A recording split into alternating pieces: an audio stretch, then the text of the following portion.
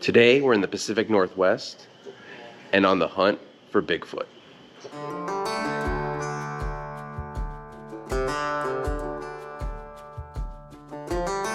Hey everyone, welcome to Sidetrack Adventures. This is Steve.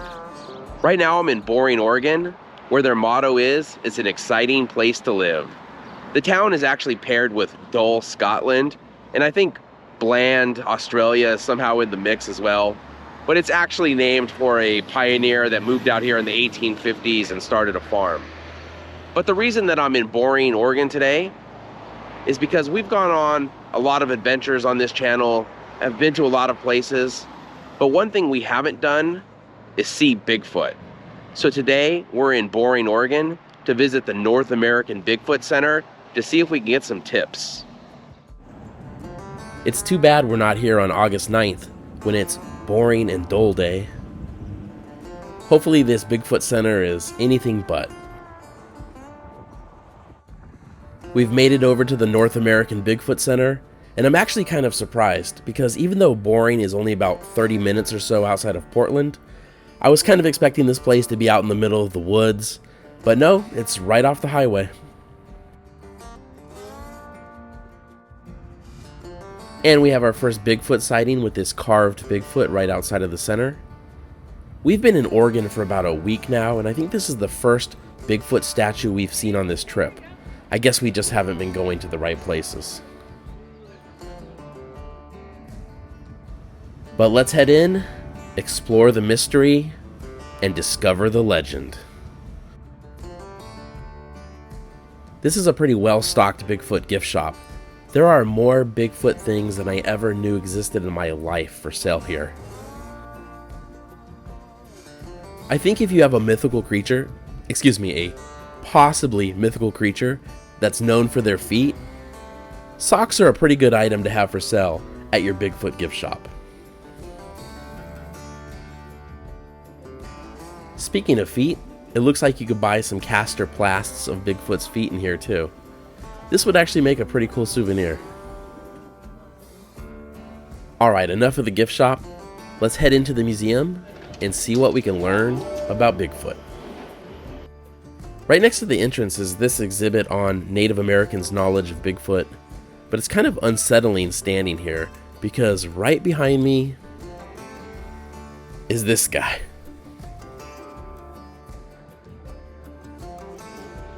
This is one of the coolest Bigfoot statues I've ever seen, and something that will live in my nightmares. There is a lot of stuff in here. This place isn't that big, but they really pack a lot into what they have. Here's a section on Bigfoot's handprints and footprints. I like how this place doesn't just show you the handprints and footprints, but kind of goes into the, science behind it as well. I personally don't believe in Bigfoot myself, though I do think there's a possibility, no matter how small that possibility is, that there's something out there that hasn't been discovered yet. Stranger things have happened.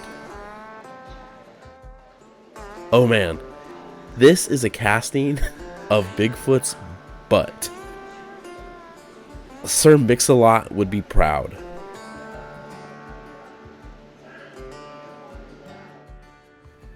I had no idea when I woke up this morning that I would be seeing a casting of Bigfoot's butt today, so I guess every day a new adventure. But this section over here goes over Bigfoot's behaviors. It looks like Bigfoot does have some rudimentary tool use.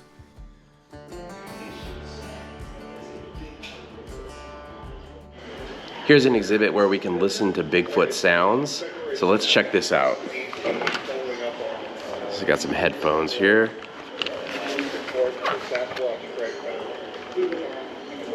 Huh.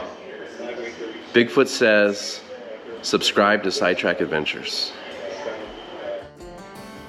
And here's an absolutely terrifying Bigfoot head. Maybe he's upset that someone made a print of his butt.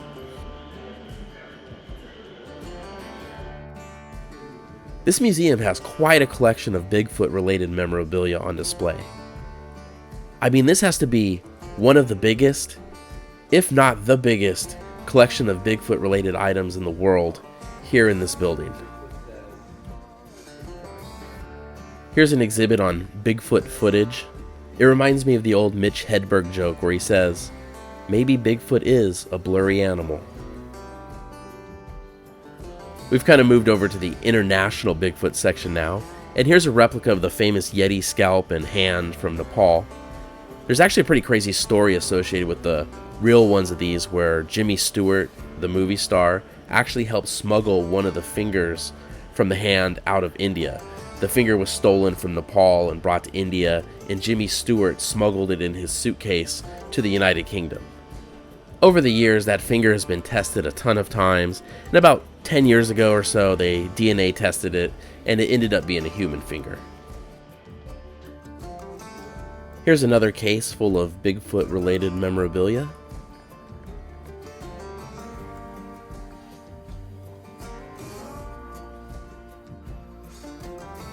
And here is a Bigfoot nest.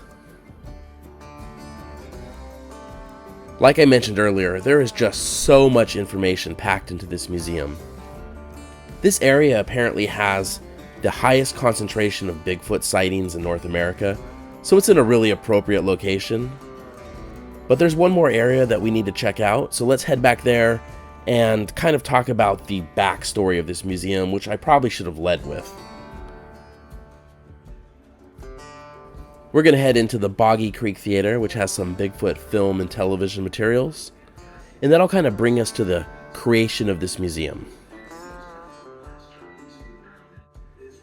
The North American Bigfoot Center was created in 2019 and is owned and operated by Cliff Brockman and his wife Melissa. Cliff is probably best known from the Animal Planet show Finding Bigfoot, but he's been doing Bigfoot research for decades. I'm a Bigfoot skeptic, but even still, I can appreciate what an amazing museum this is and what a fantastic job the Brockmans have done curating it. It's absolutely worth stopping by and checking it out if you find yourself in the area. I definitely know more about Bigfoot now than I did just a couple hours ago. I just noticed the coelacanth on the wall. These were thought to be extinct for millions of years before they were rediscovered. So there's hope for Bigfoot yet. So that's our look at Boring, Oregon's North American Bigfoot Center. Thank you so much for watching. If you enjoyed the video, please give it a thumbs up, consider subscribing, and we'll see you next week.